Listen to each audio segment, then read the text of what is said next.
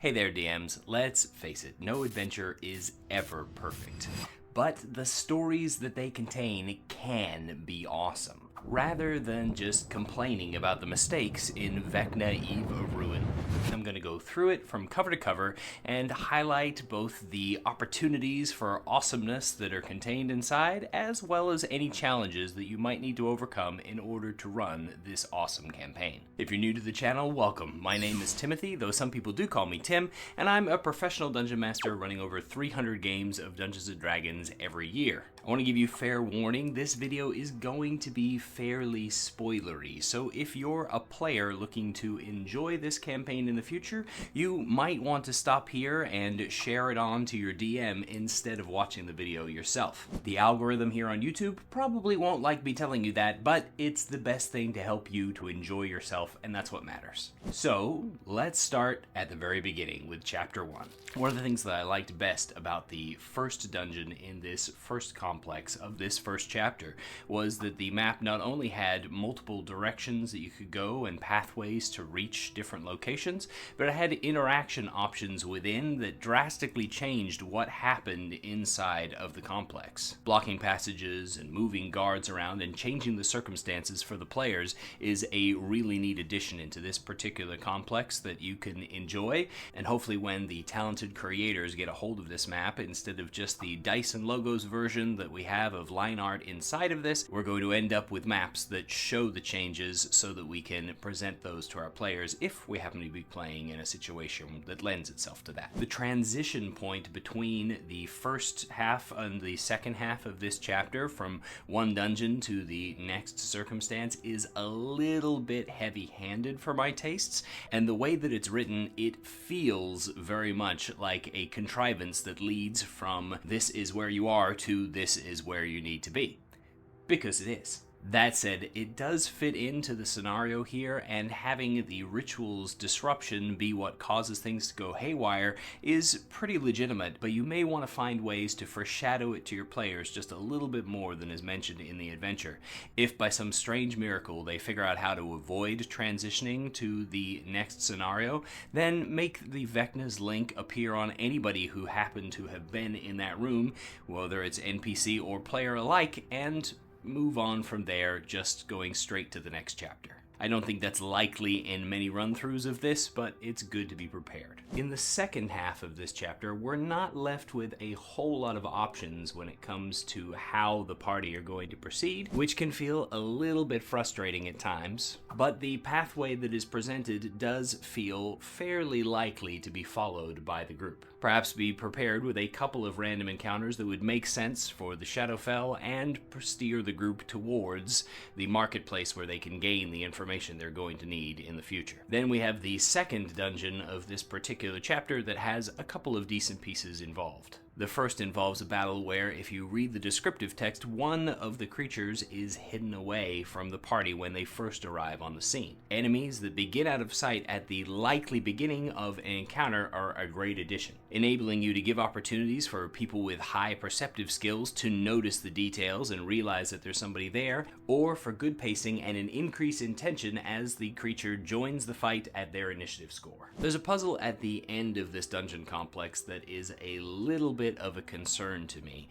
For one, it doesn't contain any particularly obvious clues, which, as any of us who've run a number of puzzles knows, might be a little bit on the necessary side, because the obscure little puzzle clues that we place in random locations around our adventure don't necessarily land home. As I always tell my wife, if you want to deliver a hint to me, it should be attached to a frying pan. Despite the fact that there isn't really any particularly strong hinting as to what the solution might be for this puzzle, we then have the very vague instruction that the NPC, who's hopefully still accompanying the group at this point, should provide hints, even though we don't really know what hints he should be able to have picked up on or what they should be in order to help them along. And then after the group has potentially failed at solving this puzzle and suffered the consequences of the trap attached to it, we're told that then they notice something that is otherwise just obviously there, and then as an after the fail option, we're told that they now notice that there's actually a keyhole that they could just thieves tools their way through in order to solve the puzzle, but we just wanted to make sure that they took some damage first. Not only is that just kind of, yuck, It also doesn't actually fix the problem, because then we're told to offer them a Thieves' Tools check that they could potentially fail, but then if they do fail, we don't have any way to move the story forward, and they literally need to get through this puzzle door in order to continue the story. This is a gate that must be got through, and so we need to ensure that there is a robust opportunity of ways for the group to be able to get through it. Because when it comes to a Thieves' Tool check, either you just allow them to keep trying, at which point, why are you asking for a roll, and why are they bothering with the puzzle? Or we go back to the puzzle problem that doesn't have enough hints. Though the theme here hints at the password, a lot of players are going to want a tangible clue that provides something word-based for this word-based puzzle. Renaming the silver plaques in Area B3 to Enola and Nole Dolinar seems to me like a good way to provide an additional word-based hint as to the letters that should be used, at which point the puzzle becomes a little easier. And then, instead of providing a mysterious keyhole that only appears after you've failed to solve a puzzle to get through a door that's supposed to block people from getting somewhere, allow them to destroy the door with physical damage if that's the path they choose. Hint towards this by adding a couple of sledgehammers around the complex. Have them notice a set of tools, including a sledgehammer, some rakes, and shovels on their way to the dungeon itself, and add a simple hammer and a broom and a shovel in the nook of the cleaner ghost. If they elect to go the destruction time, have the trap go off just that one time so that they are going to at least feel like they're getting through it in the less optimal manner, and set them up for a surprise attack as soon as a hole forms in that door from the creature on the other side, as their battering away is certainly going to alert everything in the area. Once they're through this door, however, there's a fun fight on the other side with an interesting environmental terrain effect that I really loved the fact that they included a way to turn it on and off that could be interacted with mid-combat in order to change the battlefield and add that little bit of spice and flavor. On we go to Chapter 2, and we begin with something that I think is a really neat way to make the party feel as if they are the important people who are needed to get the job done, and that's the use of wish sickness. Between that and the Vecna link, you end up with a good reason why your party are the ones going out and solving this instead of the legendary figures that have been put into this campaign. The book tries to play the "we are needed to go and research" angle as well, but this should be portrayed as somewhat of a smokescreen by these tired wizards so that the focus stays upon how awesome the adventurers are and how weak the legendary characters are in this moment. We want to build the heroes up and make sure that they know that they are the focus of the story. Less ideal, in my view, in this section is the advice to the Dungeon Master that if, by some reason, the big secret that runs through the entirety of the book is discovered at the very, very beginning here, and the players survive the danger inherent in that we should just hand wave somehow and dump a half dozen levels on them and let them move to the final chapters. The advice is understandable given that this is a published adventure and they can't really write a secondary path for you to move through everything, and there might even be some groups that are kind of excited about gaining a half dozen levels in one fell swoop. But others are going to feel pretty ripped off about missing out on the majority of the awesome adventure that traipses across the multiverse simply because they were doing their due diligence or their DM slipped up with a word here or there. You're better off trying to focus in redundancy for the villain to be able to escape so that you can run the next 7 chapters as a race between the party and them trying to get all of the pieces of the Rod of 7 Parts so that they can stave off with the rod. That pun was bad, sorry.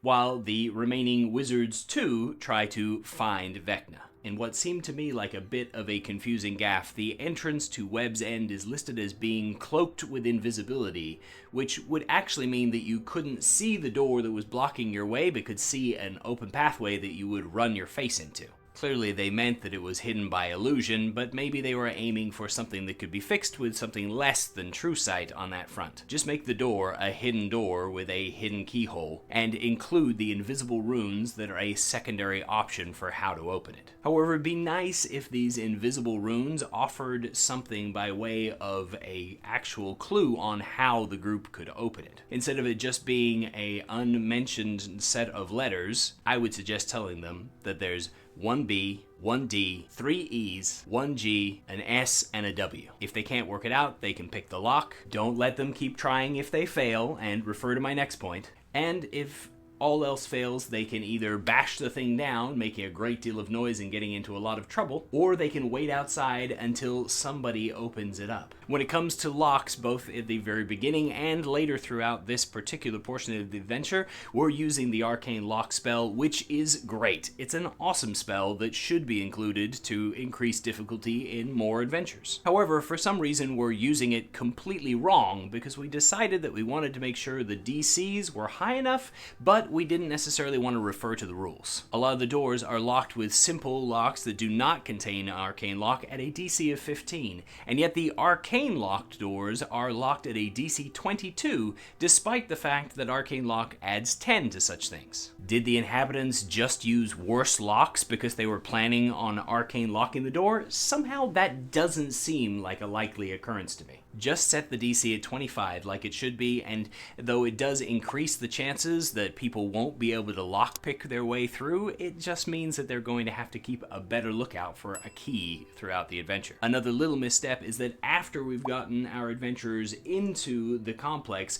we now learn that Webb's Edge is a dangerous place where people shouldn't try to just fight their way through it, but instead should be using some form of subterfuge. The fact that we didn't mention that this should be foreshadowed to the group before now is a bit of a problem, so make sure you give the mission debrief with the Wizards 3 that subterfuge or stealth are the best options for proceeding through this dangerous den of iniquity. In W3 of this area, there's a spell casting in progress, which, though it always feels a little bit the timing on this is suspicious, is still a lot of fun as encounters go. However, the if they're attacked, the spell is disrupted bit seems a little bit silly when we actually have rules for breaking people's concentration. I'd probably turn it into an Arcana check in order to identify the incoherent mumblings as to what's going on and how much time is remaining, and then, perhaps with a slow countdown from 10, ask the group what it is that they're going to do about it. Because remember, stealth or infiltration is the name of the game. They might not want to reveal themselves,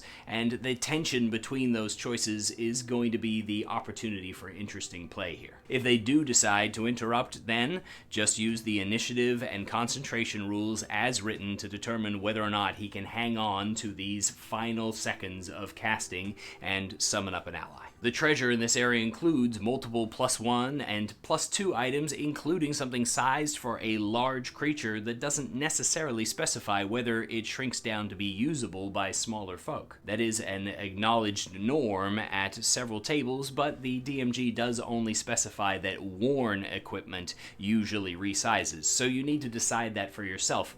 And on the other front of that, plus items are boring as all get out, and so including them here is a little bit of a lame duck. Not to mention that if there are magical weapons laying around, why aren't they in somebody's hands so that they can be used against your characters and they can earn their reward and feel like they've earned it. Plus, they get to see it in action if you give it some kind of interesting traits and quirks or abilities instead of just a minor adjustment to the math. This inclusion of treasure that should be on a character is a very common faux pas in written adventures. Either move them onto the creatures around there and adjust their stat blocks, which is probably the reason why the designers don't, or perhaps, given the nature of the folk here, have them hidden within their personal effects to avoid being found by their allies in this area. But leaving cool stuff in a chest, to me, seems like it's asking for trouble. This chapter includes a terrifying boss monster that should be fun to engage with, and the item that they're seeking hanging in reach in some interesting terrain to push people around in. A wide variety of these kinds of things is included throughout this complex,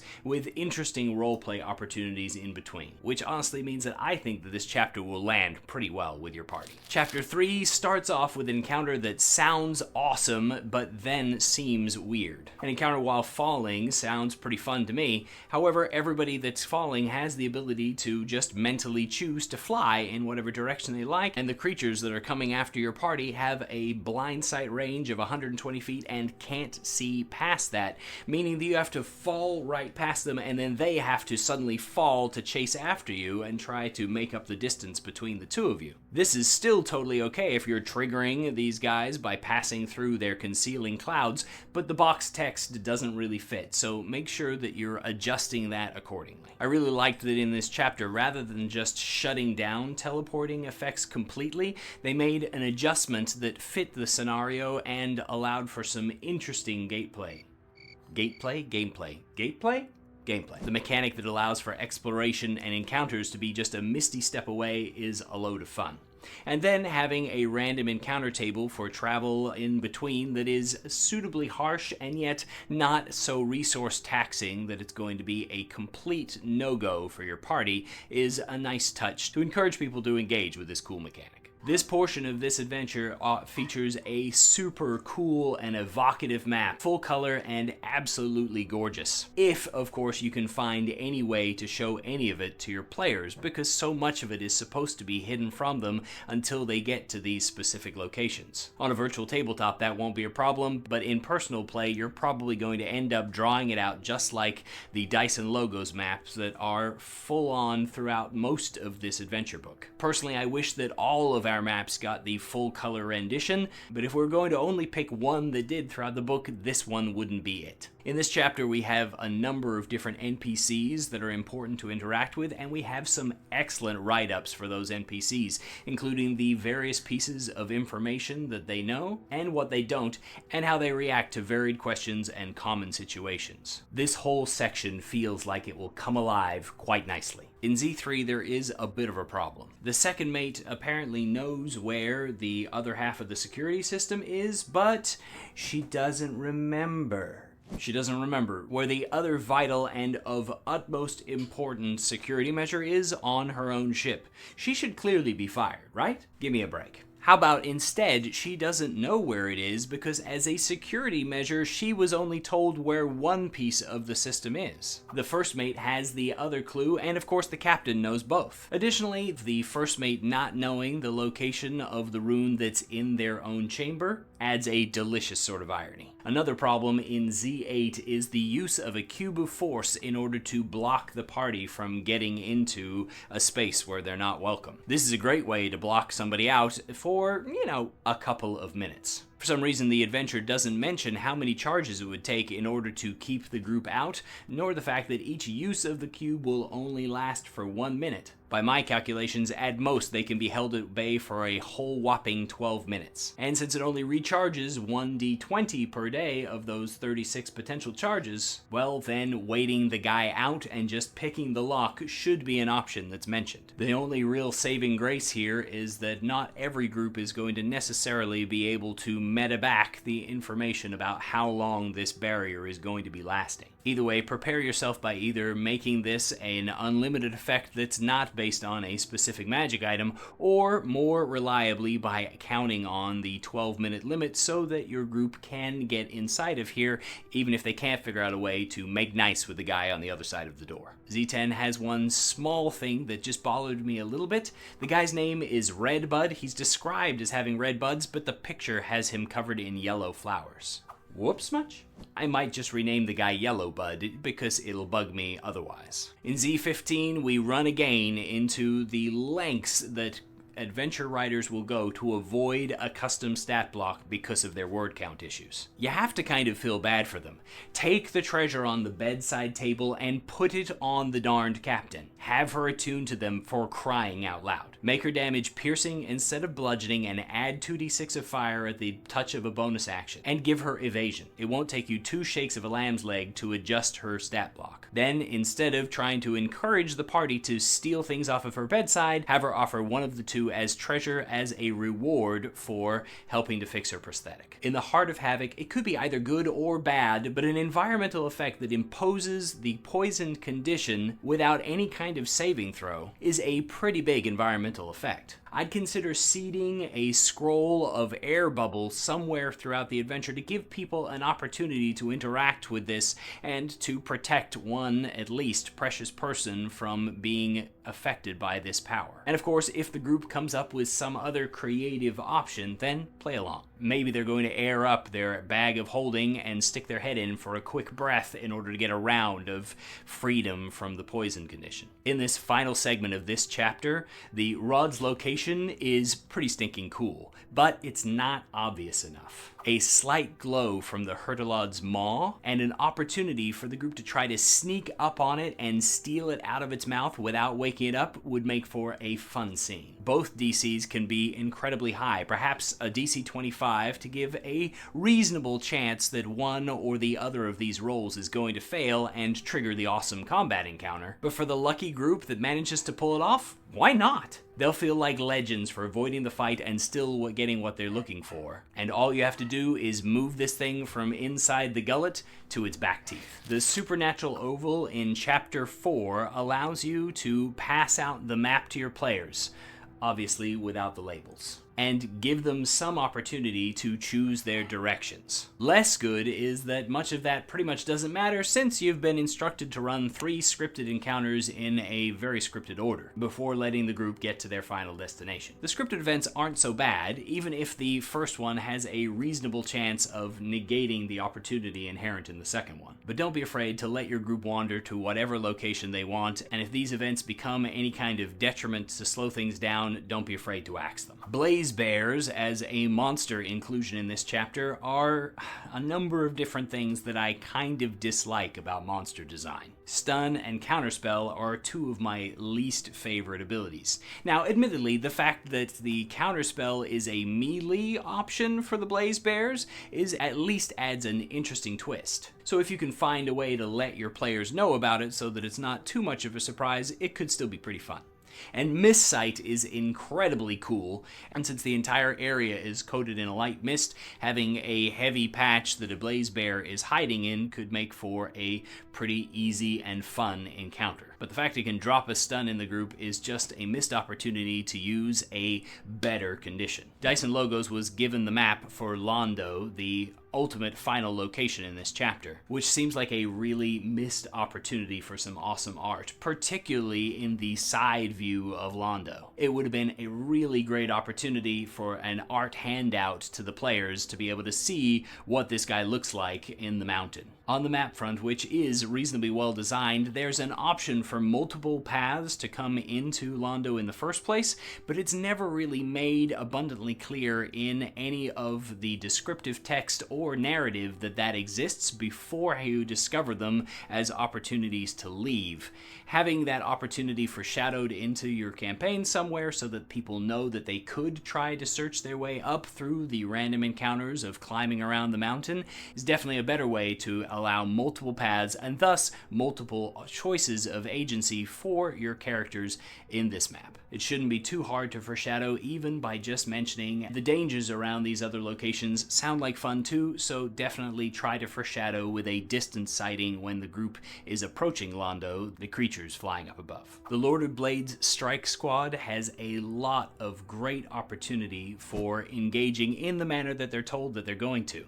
They're a hit and run group that is going to cause minimal harm or trouble for your group and be able, hopefully, to escape on to encounter the group at a later point. With interesting mechanics that actually tie together to be able to accomplish this task, they're actually a pretty interesting piece of design. Incidentally, they are listed as the reason why people can't complete a long rest, because of the threat of their presence or because they might cause some kind of an ambush and attack, and using them in that fashion is definitely the right call. However, the mechanics as written don't necessarily agree with you that being attacked during the night is going to completely spoil your rest. Continue to use them in this fashion and at least threaten and provide consequences to your group for not taking appropriate precautions, but unfortunately a simple tiny hut will do the trick. So don't get too excited thinking that your group isn't going to be able to long rest if that's what they're inclined to. L4, the bottleneck, is a pretty good place to include Glaive's scout friends, but you'll want to be careful about about engaging your group with these guys and judging whether or not you think that these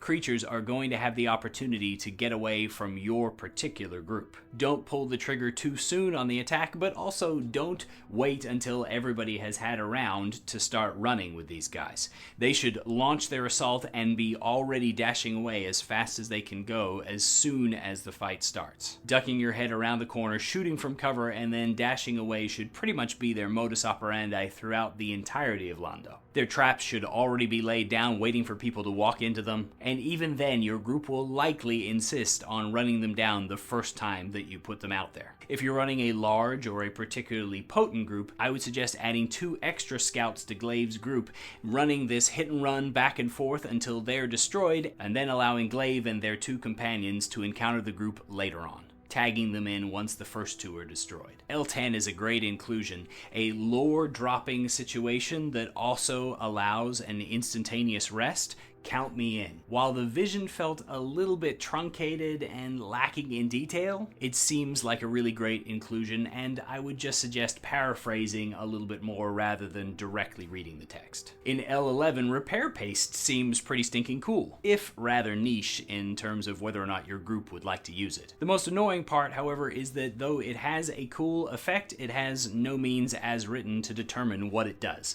A simple Arcana check should suffice. At L13 in the Dragon Shard pool, few groups will be able to resist dipping stuff into a weird fluid that provides strange magical influences. Those who don't manage to resist that desire, however, will be frustrated by how boring and useless the table is in terms of some actually fun effect coming about. Consider making the option on 5 and 6 to be not only that the item hungers for more grave matter fluid, but that it is strengthened when it is fed. Maybe Hungering Armor adds a D4 to its armor class for a minute, and Hungering Weapons add a D6 of psychic damage, but only if you spend an entire action bathing it in this gray matter fluid and feeding the item. Keep in mind that your group will want to then store gray matter fluid for later in their adventures, but having a full action cost will keep this more in check than you might think it would. In L20, the animated stone object using the stone golem stat block is an excellent addition and a fun surprise attack for your group, but including a trait where its nature could be discerned by a suspicious player would be a nice little touch to add on, just as a way to increase the possibility that this is not just going to be a gotcha moment for the sake of a gotcha moment. In L28, the entire interaction with Londo seems like it's going to be a lot of fun to run. 60 seconds in order to escape, though, seems like a pretty long time. 10 rounds for a group of adventurers is an eternity. And so perhaps having the explosion spread outside of Londro's base body and into the surrounding map area or the air outside, with diminishing dice the further away you get, would be a good way to encourage that tension to last just a tiny bit longer. Especially given that the fight is probably not going to last any more than 3 rounds unless, of course, we do some serious buffing to the defenders. Also, Londro turning into a cool companion, according to the text, is pretty cool, but then he turns into an elemental gem, which is kind of lame. The party will be sad if they've managed to go this route and they think that they're going to get Londro to come with them, and instead all they get is a one-use magic item. Consider instead using a professor orb with knowledge about warfare, Eberron, constructs, and gravitational physics. And that way, Londro can be a fun NPC to pop out here and there throughout the rest of the campaign. You've reached the end of the first installment of our Vecna Eve of Ruin guide, but it's a monster of a book, so keep an eye out for the next installment right here.